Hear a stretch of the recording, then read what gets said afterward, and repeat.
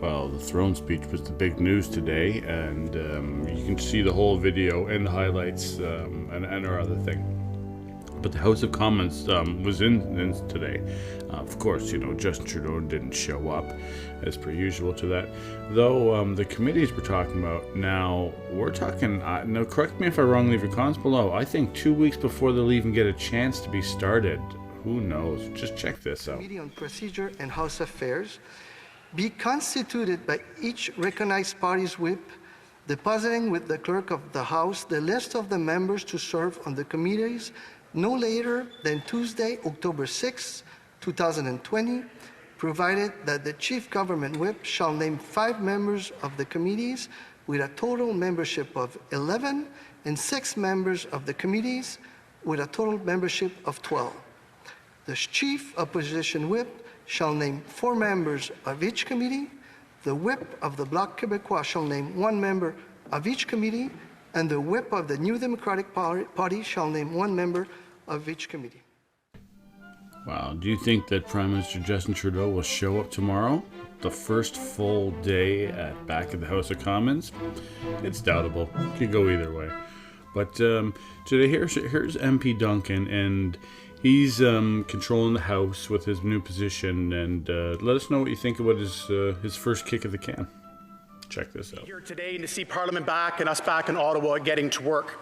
As we expected, the speech today had a lot of good lines and platitudes in it, but as we speak, there are literally thousands of Canadians in line across this country or being turned away because Health Canada has no plan and no timeline when it comes to reviewing rapid testing options for us here across the country. Meanwhile, our allies are making good progress on it. In the United Kingdom, for example, they have a home testing option that's been available for months. In Germany, and their medical experts are months ahead in terms of approvals on more testing options. And the federal government should have known this by now. Their own co-chair of the Immunity Task Force, Dr. David Naylor, has said, "It is suboptimal for Canada to be heading into the fall without a suite of rapid test options and without clarity about the use of tests other than nasal swabs." And today in Huntsville, the Premier of Ontario, Premier Ford, said this about Health Canada. "Health Canada, we need your help. I can't stress it enough. I am just hearing crickets from Health Canada on the saliva test. These tests make it easier to get people tested, especially children." Mr. Speaker, to the thousands of Canadians that are frustrated about the testing process, including some of our premiers, my question to the honourable member from Barossa is, can he advise the parents and children and people across this country of a specific date and a specific timeline that we can expect the government to ensure a full review process happens as fast as possible to help provinces and to help Canadians? The honourable member for Barossa. Thank you, Mr. Speaker. I'd like to thank my colleague for his question.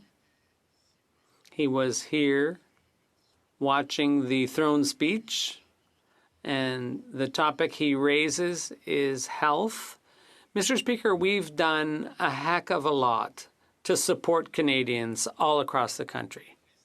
Recently, the COVID Alert app was put in place. Many provinces have taken it up. We invested money in supporting the provinces as well, a $19 billion fund to support the provinces and territories. Well, the Liberals dialed back on what they said they were going to do, the Green Plan, though now they're doubling down on their words.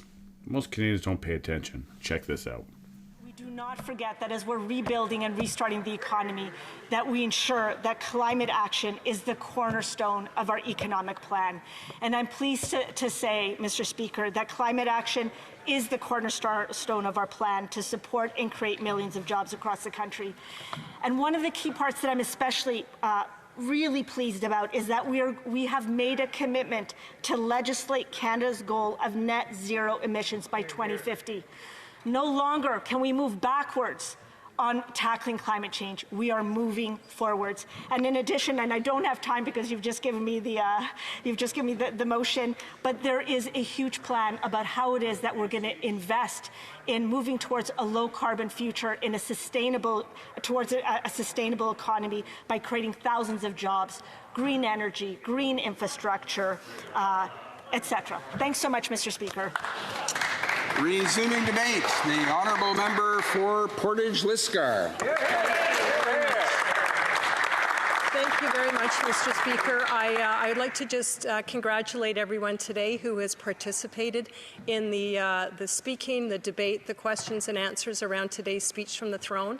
I know that our leader, the member from Durham, would very much like to have participated in this, as I know the leader from the Bloc Party would have, and I know we all wish both of these gentlemen and their families the very best of health and quick recovery, and we appreciate them so much. Mr. Speaker, it would be, I have to say we are disappointed. We prorogued Parliament, the Prime Minister prorogued Parliament for this speech from the throne, and we are not happy with what we're seeing, and we will have more to say about that tomorrow and in the days ahead. But at this time, I will move, seconded by the member from Louis St. Laurent, that the debate do now adjourn.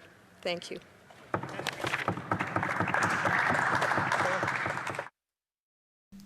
Well, there's Candace Bergen, MP deputy of the Conservatives. Her first day. What do you think would happen in there?